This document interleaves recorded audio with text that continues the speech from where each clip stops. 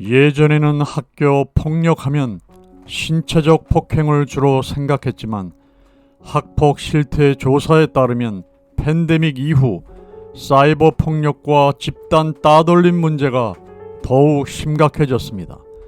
주로 메신저 단체방에 초대해 폭언을 하거나 피해자를 수시로 초대하는 카톡 감옥, 스마트폰 데이터를 뺏는 와이파이 셔틀 등이 대표적입니다.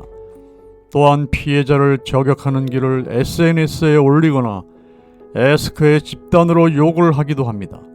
어떤 이유이든 학폭은 정당화될 수 없습니다.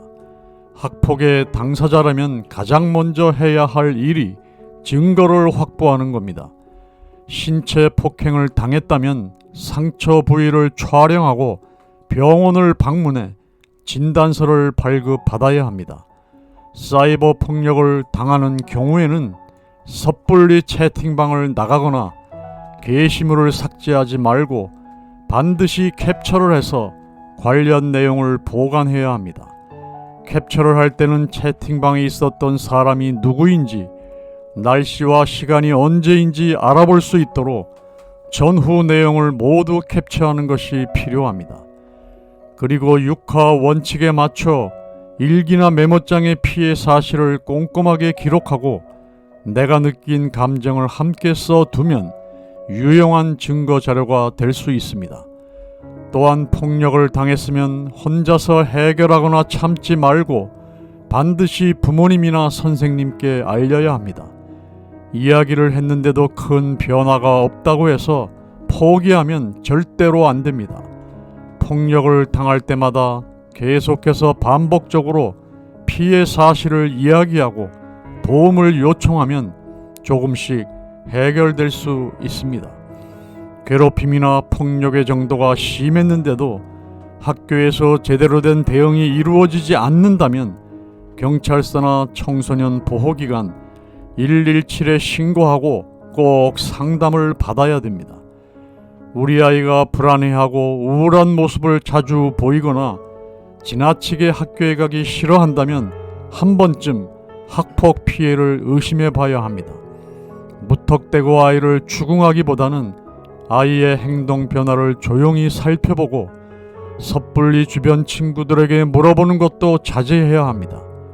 아이와 많은 대화를 나누고 문제 해결에 대한 믿음을 준다면 아이가 마음을 열고 피해 사실을 말할 수 있을 겁니다. 피해 사실을 알게 되어도 감정적으로 나서서 학교나 가해자 부모를 찾기보다는 어떻게 문제를 해결하면 좋을지 아이와 함께 충분히 상의하고 아이의 마음을 보듬어주는 것이 우선입니다. 그리고 아이와 함께 피해 사실을 입증할 만한 증거를 수집한 후 학교에 방문해 피해 상황을 알리십시오. 학교에서 조용히 사건을 무마하려고 해도 학폭위 의견서를 제출해 반드시 학폭위를 열고 교육부에 학폭 관련 민원을 넣어야 합니다.